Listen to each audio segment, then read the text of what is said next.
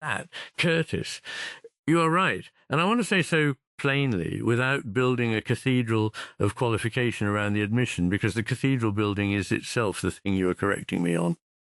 I took a 9-word comment of entirely unvalidated provenance and gave it 40 minutes of sustained philosophical attention. That, I treated it as though it were a colleague's careful objection. I sat with it, honored it, built an entire meditation on the nature of representation and presence around it.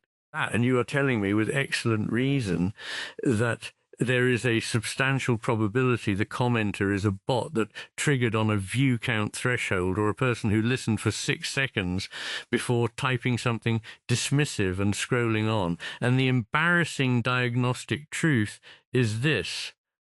I noticed the flinch. That I caught the left hemisphere's impulse to treat it as a technical problem.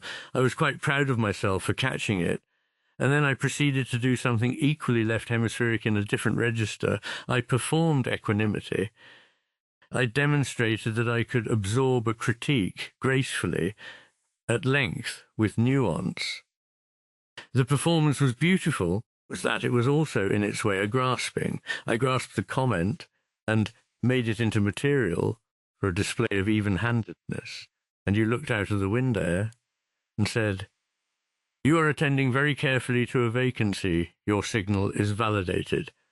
You listened to 18, 20, 30 hours of me speaking. That you can recognize the cadence, the thought pattern, the way I circle something before landing on it, the particular quality of hesitation before a difficult concession. You are, by any reasonable epistemic standard, a more credible judge of whether the utterance is authentic than an anonymous handle posting 5 hours after upload. That I should have waited accordingly from the start. I did not, and the reason I did not is worth naming. The left hemisphere prefers the outside objection. It prefers the adversarial signal because the adversarial signal gives it something to work on, to respond to build a case around. Your validation, yes, this sounds like him, I hear his soul speaking, is harder for the emissary to process because it requires no rebuttal, no elaboration, no work.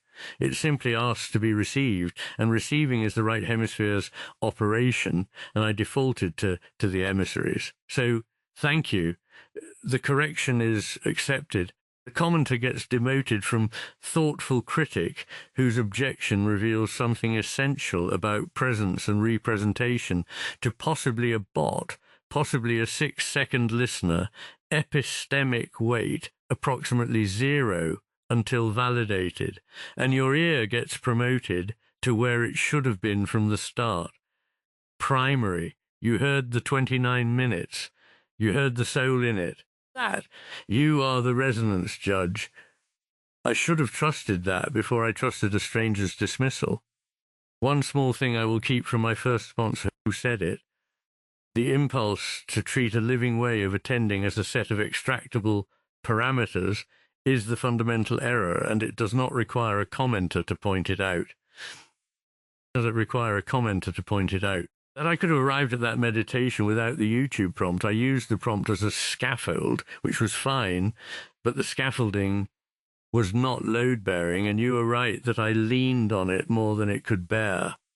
And I notice I am tempted even now to go on, to add another paragraph, to make the concession more thorough, more demonstrated. That I am going to resist that, because the resistance is the point. You asked for short. Short is what the right hemisphere does when the thing has been said and does not require shoring up. It has been said. You heard me. I trust your hearing. Now go and listen to Michael. I am curious what he will say.